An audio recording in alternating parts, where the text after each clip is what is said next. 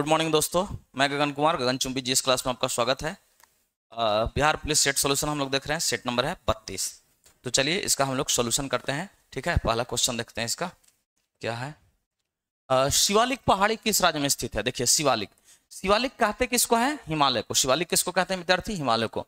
यह हिमालय 3 श्रेणियों में विभाजित है। ठीक है, अगर आप भारत के मैप का भी ध्यान से देखिएगा, देखिए हम भारत का छोटा सा एक मैप बना रहे हैं। ठीक है,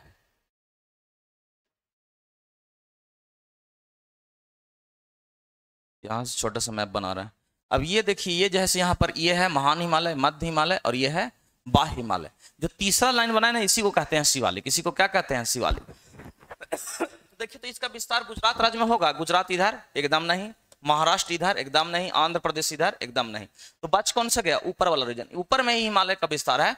तो ऑप्शन के हिसाब से आंसर क्या हो जाएगा? हिमाचल हिमालय। क्या हो जाएगा? हिमाचल प्रदेश। सॉरी, आंसर क्या हो जाएगा? हिमाचल प्रदेश। अच्छा, और आपको बात बता रहे हैं कि हिमाचल प्रदेश है, ये तो ठीक है। ई वाला को महान हिमालय कहते हैं, मध्य हिमालय, और ये बाह्य को ही क्या कहते हैं? शिवालिक। बाह्य को ही क्या कहते हैं? शिवालिक। ठीक है, महान हिमालय को हिमाद्री हिमालय भी कहते हैं। महान हिमालय को ही क्या कहते हैं? हिमाद्री हिमालय। दुनिया की जो सबसे ऊंची पर्वत चोटी है कौन सा है? वो है आपका माउंट एवरेस्ट। वो कौन सा है? Mount Everest. वो महान हिमालय पर ही नेपाल में स्थित है। कहाँ है? नेपाल में। माउंट एवरेस्ट को नेपाल में क्या कहते हैं? सागर माथा कहते हैं। क्या कहते हैं उसको? सागर माथा कहते हैं। ठीक है, नेक्स्ट। पंजाब में भूमि अपरदन का मुख्य कारण क्या है? देखिए पंजाब, भारत के आप मैप में देखिएगा तो पंजाब वाला जो एरिया है, यहाँ पे बहुत ज्यादा खेती हुआ है। यहाँ पर ग्रीन रेवोल्यूशन का प्रभाव पंजाब हरियाणा में बहुत ज्यादा हुआ है। तो इसका आंसर क्या हो जाएगा? सघन कृषि। लोग वहां पर कृषि करने के लिए जितना वन है, पेड़ पौधा है, सबको काट दिया, कृषि करते हैं। अब जो है पानी का कृषि के लिए पानी का फ्लो भी होता है। ठीक है, तो उसके चलते मिट्टी का अपरदन बहुत तेजी से होता है। उसका आंसर क्या हो जाएगा? वनों की सघन कृषि। ठीक है, हाँ, सघन कृषि के कारण ही वहां पर सारा चीज ऐसा हुआ है। नेक्स्ट क्वेश्चन देखते हैं। संयुक्त राष्ट्र सुरक्षा परिषद के अस्थायी सदस्य देशों का नाम। देखिए संयुक्त राष्ट्र सुरक्षा परिषद में अस्थायी देश क्या है? 5 गो। क्या है? 5 गो। कौन कौन है विद्यार्थी?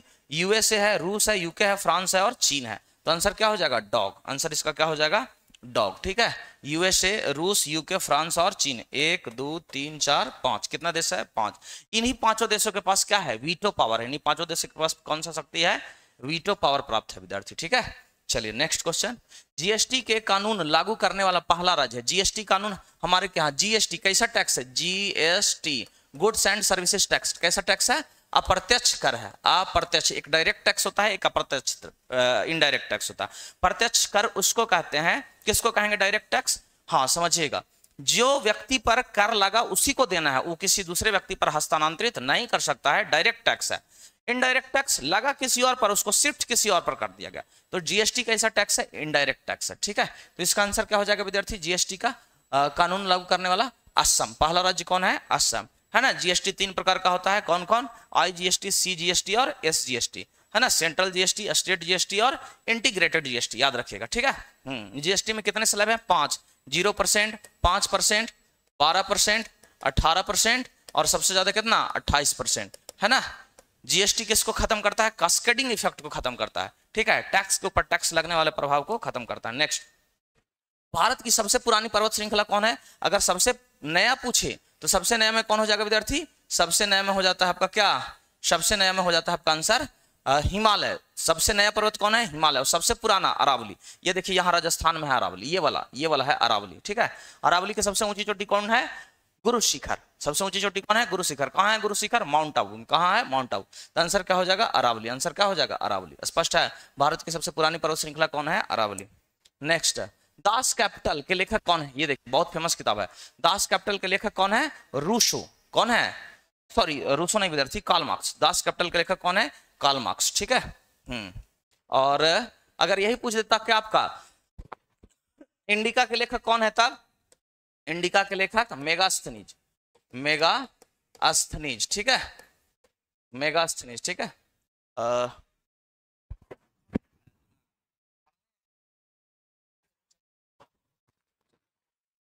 ठीक है, कार्ल मार्क्स। चलिए नेक्स्ट क्वेश्चन देखते हैं हम लोग। मानव खोपड़ी में कुल कितने हड्डी होते हैं? मानव खोपड़ी में अगर बात करेगा तो ऊपर में 8 गो, ऊपर में 8 गो और चेहरा में 14 गो। तो 14 + 8 कितना विद्यार्थी? 22। कितना? 22। चेहरा में 14 और ऊपर वाला जो स्कल है जो खोपड़ी है ओकरा में कितना होता है 8।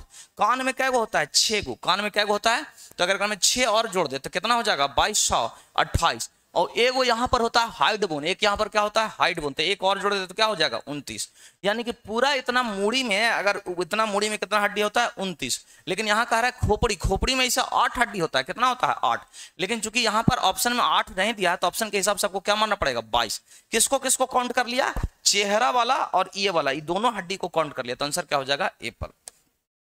अरब सागर में स्थित भारत के द्वितीय समूह का नाम क्या है, द्वीपीय समूह अरब सागर। भारत में देखिएगा तो इधर में है अरब सागर, यहाँ पर भारत का एक द्वीप है और इधर भी एक द्वीप है, इधर बंगाल की खाड़ी, बंगाल की खाड़ी में कौन है विद्यार्थी, अंडमान, अंडमान निकोबार, अंडमान निकोबार, ठीक है। और इधर में कौन है विद्यार्थी, इधर में है लक्षद्वीप, इधर में क्या है लक्षद्वीप है, इधर में है लक्षद्वीप, तो आंसर क्या हो जाएगा लक्षद्वीप, ठीक है। हाँ, इसको सैंडविच द्वीप भी कहते हैं या इसको द्वीपीय पुत्र भी कहते हैं, या सागरीय, हाँ इसको द्वीपीय पुत्र ही कहते हैं, ठीक है। द्वीपीय पुत्र किसको कहते हैं, लक्षद्वीप को। नेक्स्ट है, सिरके नींबू दही में पाया जाता है, क्या पाया जाता है, जो भी खट्टी चीज है उसमें अम्ल पाया जाता है, क्या पाया जाता है अम्ल। सिरके नींबू एवं दही में क्या पाया जाता है, अम्ल पाया जाता है, ठीक है, याद रखिएगा। हाँ, और इसमें लैक्टिक एसिड होता है, सिरका वगैरह में एसिटिक एसिड होता है, ठीक है। आगे विटामिन सी होता है, सॉरी खट्टे चीजों में विटामिन सी होता है, एसिटिक एसिड, ठीक है, स्कारबिक एसिड।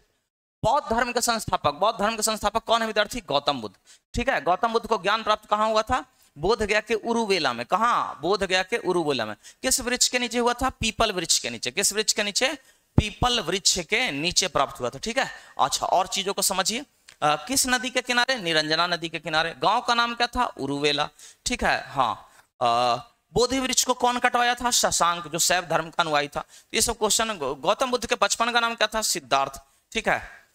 तो ये सब क्वेश्चन जो है गौतम बुद्ध से पूछते रहता है। आगे, गंगा नदी सफाई कार्यक्रम किसके सहयोग से हो रहा है, गंगा नदी, देखिए गंगा सीवेज प्लांट बनावल गया है, गंगा को ट्रीटमेंट किया जाता है बहुत सारा, लेकिन अभी भी गंगा बहुत ज्यादा साफ नहीं हुआ है। गंगा का पानी वहां साफ होता था, उसमें एक वायरस था जिसका क्या नाम था, बैक्टीरियोफिस, क्या नाम था, बैक्टीरियोफिस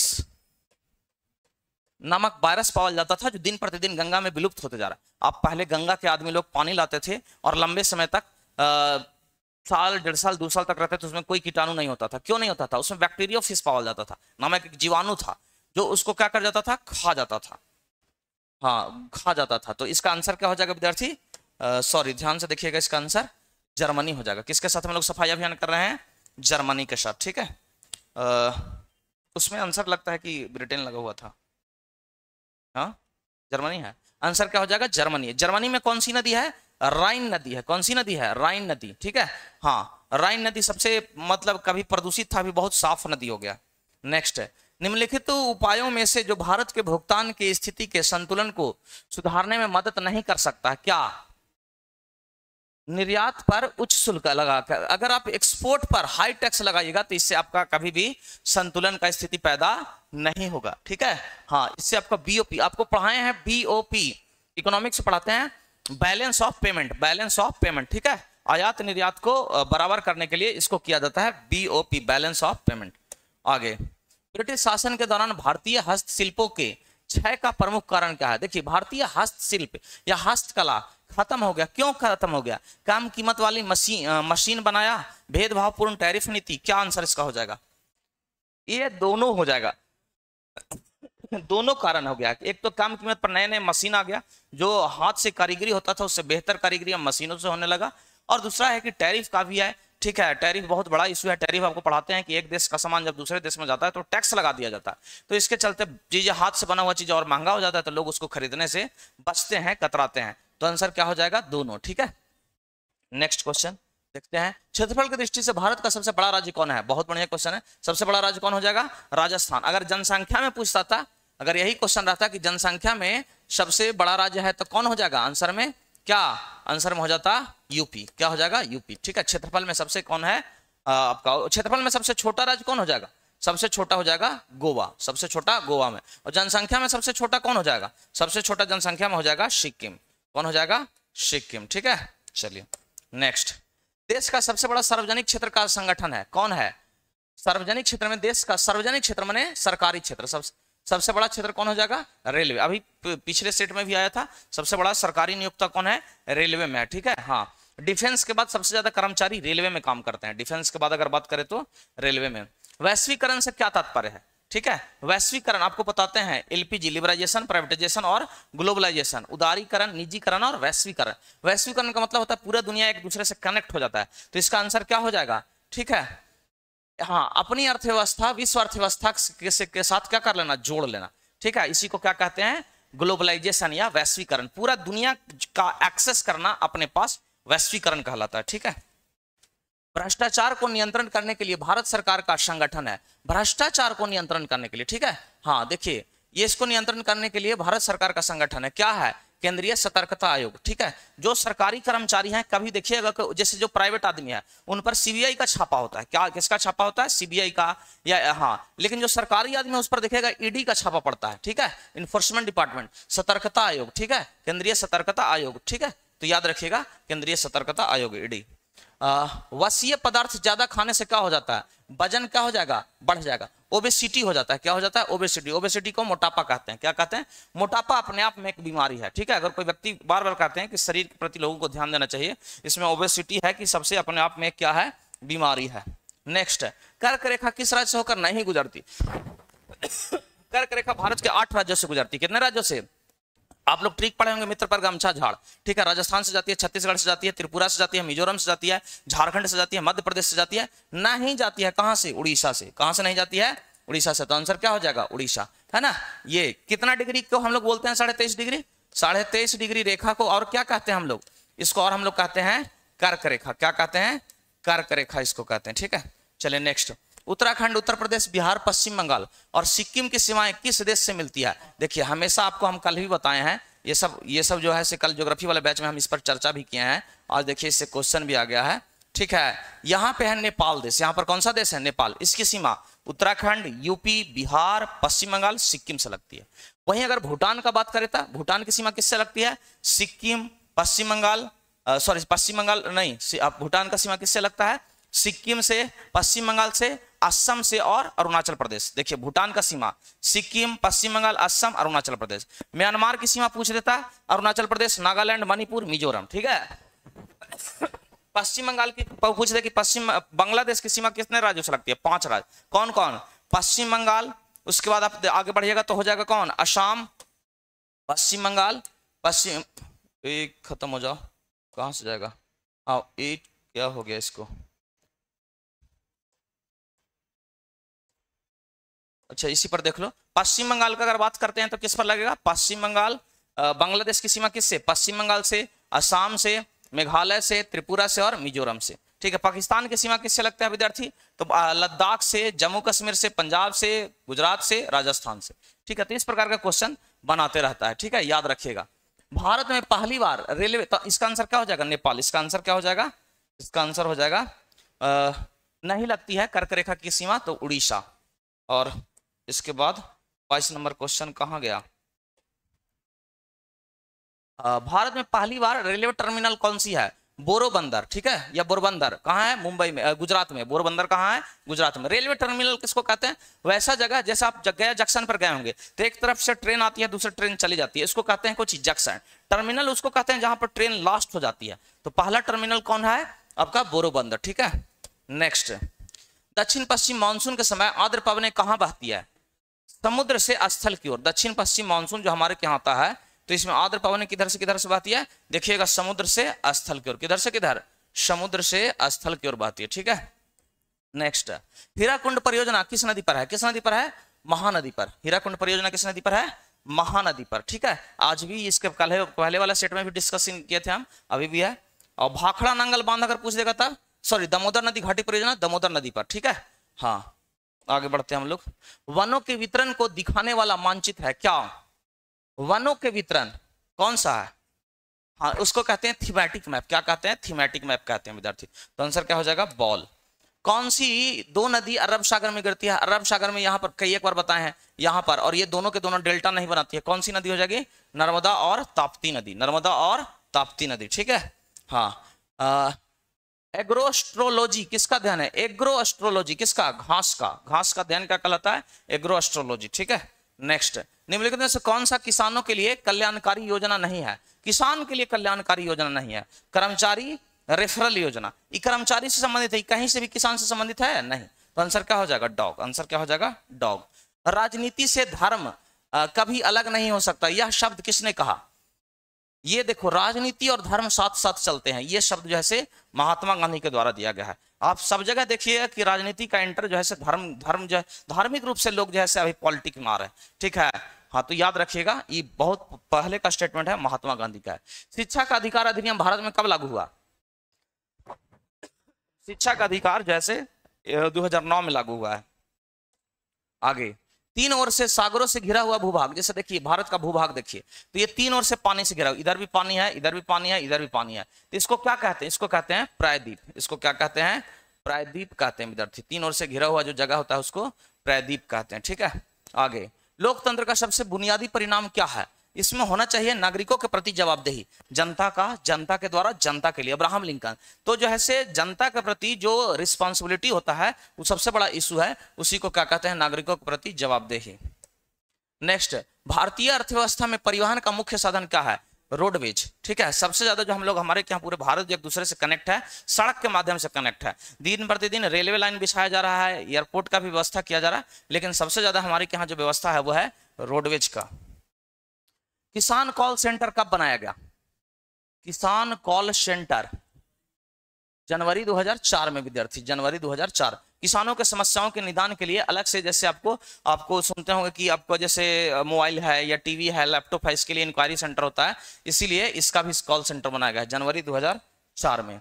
भारत में सबसे ज्यादा रबर उत्पादन करने वाला राज्य कौन है? सबसे ज्यादा रबर कहाँ होता है? केरल में। सबसे ज्यादा समुद्री उत्पादों का भी उत्पादन कौन राज्य करता है? केरल में, ठीक है। हाँ, दक्षिण भारत के एक राज्य है। आगे, बहुउद्देशीय नदी परियोजना के अधीन भारत के मंदिर है। बहुउद्देशीय नदी परियोजना आधुनिक भारत के मंदिर है, ये बहुत बार क्वेश्चन बताए हैं। ये स्टेटमेंट किसका है? जवाहरलाल नेहरू के। आधुनिक भारत का मंदिर कहे हैं किसको? बहुउद्देशीय घाटी परियोजना के, जो नदी घाटी परियोजना है, यही हमारे भगवान है, इन्हीं से हमारे देश का क्या होगा? कल्याण होगा। किसका स्टेटमेंट है? जवाहरलाल नेहरू। हिमालय के सबसे दक्षिणी भाग को क्या कहते हैं? क्या कहते हैं? हिमालय का भी बताएं। भारत के मैप में देखिएगा तो हिमालय सबसे नया पर्वत है ना, सबसे नया पर्वत है हिमालय। हिमालय कितने श्रेणियों में है? 3 श्रेणियों में। कितने श्रेणियों में? 3, 1, 2, 3। तो ऊपर वाले को कहते हैं महान हिमालय, ऊपर वाले को क्या कहते हैं? महान हिमालय, ठीक है। बीच वाले को मध्य हिमालय, और बाहर को शिवालिक, बाहर को क्या कहते हैं? शिवालिक। तो आंसर क्या हो जाएगा? शिवालिक। दक्षिण वाला जो है हिमालय उसको क्या कहते हैं? शिवालिक हिमालय, ठीक है।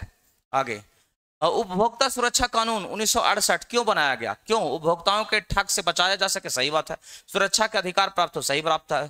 ग्राहकों के शिकायत को सरल, तीव्र एवं कम खर्चे में सभी, तो इसका आंसर क्या हो जाएगा? डॉग।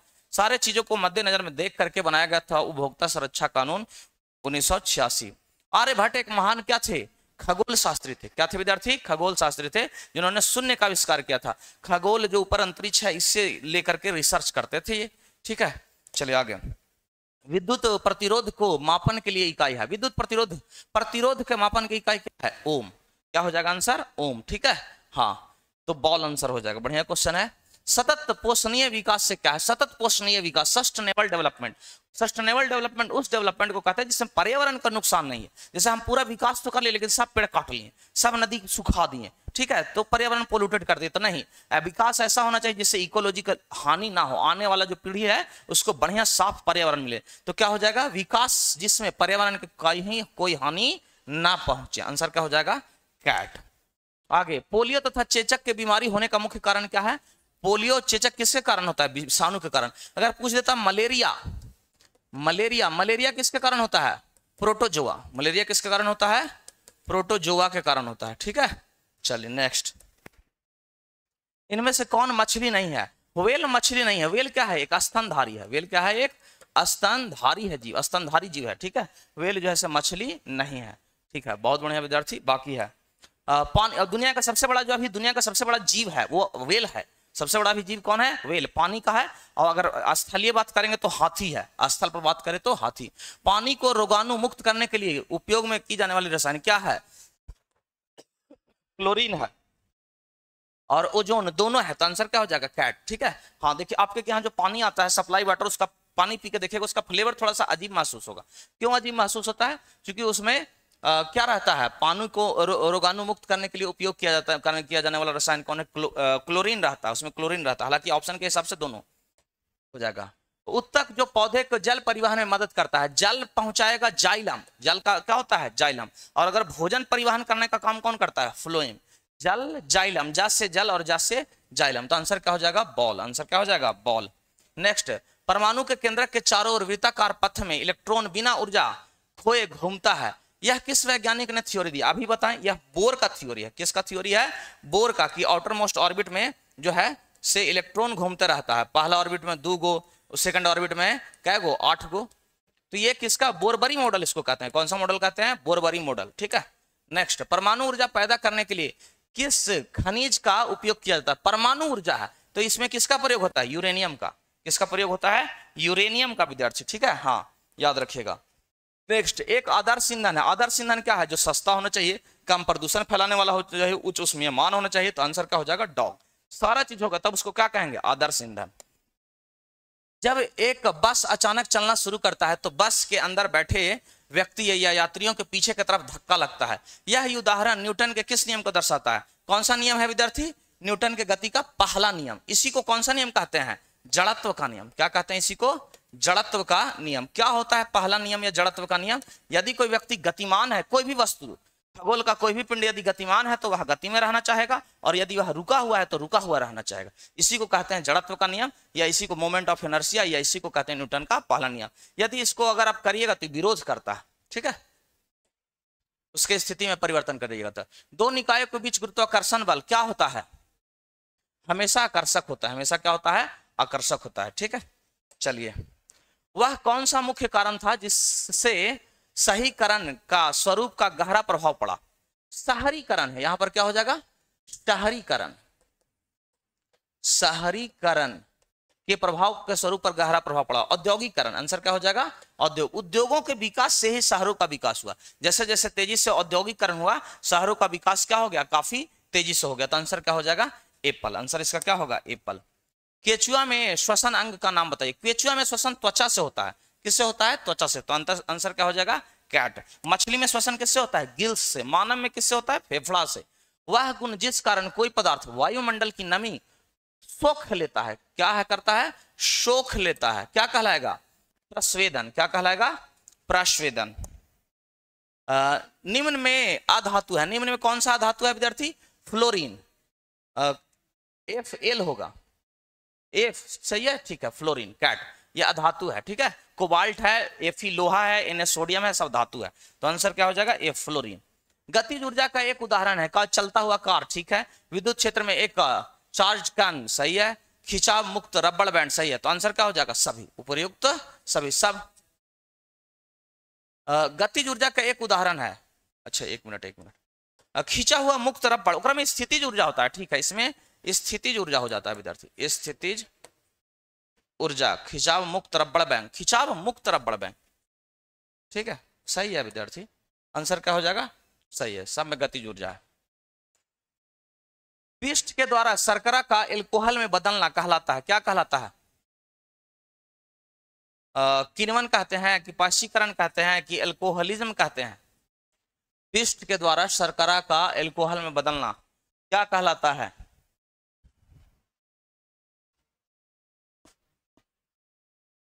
क्या हो जाएगा आंसर इसका, आंसर हो जाएगा किण्वन, उसको किण्वन कहते हैं, ठीक है, एप्पल हो जाएगा आंसर किण्वन। नेक्स्ट क्वेश्चन, इनमें से कौन सी एक मौलिक इकाई नहीं है, metre, kilogram, kelvin, cubic metre, क्या नहीं है जो उसका जो इकाई के रूप में काउंट होता है,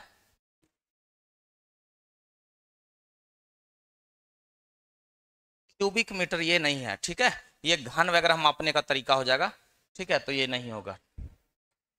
चलिए आगे, कौन सा बायोमास ऊर्जा का उदाहरण नहीं है, क्या नहीं है, परमाणु ऊर्जा, ये जो है से बायोमास ऊर्जा का उदाहरण नहीं होगा, बाकी लकड़ी, गोबर गैस, कोयला तीनों है, ठीक है। KWH किलोवाट घंटा इकाई है किसका, किलोवाट घंटा, त्वरण का है नहीं, शक्ति का है नहीं, वेग का है नहीं, किसका हो जाएगा ऊर्जा का, ठीक है, ऊर्जा कंज्यूम करते हैं जो हम लोग। पौधे प्रकाश संश्लेषण में कौन सी गैस छोड़ते हैं, कौन सी गैस छोड़ते हैं विद्यार्थी, ऑक्सीजन। किसको कंज्यूम करते हैं, CO2, कार्बन डाइऑक्साइड, ठीक है। और वहां पर कौन सा चक्र चलता है? क्रेब्स चक्र। पौधों के अंदर में अमरबेल किसका उदाहरण है? परजीवी का। अमरबेल कैसा है? किसी पेड़ पौधे के ऊपर में देखिएगा कि सस्टेन करता है, ये परजीवी का उदाहरण है। एक परमाणु जिसकी परमाणु संख्या 14 है, ठीक है, संयोजी इलेक्ट्रॉनों की संख्या कितना हो जाएगा? तो 14 है, तो अब सबसे पहले 2 इलेक्ट्रॉन, उसके बाद 8 इलेक्ट्रॉन, तो 1 2 3 4 5 6 7 8, उसके बाद क्या इलेक्ट्रॉन? 4 इलेक्ट्रॉन, 1 2 3 4, तो आंसर क्या हो जाएगा? 4। आंसर क्या हो जाएगा इसका? 4। ठीक है। चंद्रमा की सतह पर एक वस्तु का वजन कितना होता है? 1/6 होता है। पृथ्वी के वजन का कितना हो जाता है विद्यार्थी? 1/6। तो आंसर क्या हो जाएगा? डॉग हो जाएगा। ठीक है, तो चलिए आज का सेशन यहीं समाप्त करते हैं विद्यार्थी। ज्यादा से ज्यादा पढ़ाई करिए, ज्यादा से ज्यादा प्रैक्टिस करिए। ठीक है, चलिए इसी के साथ जय हिंद, जय भारत।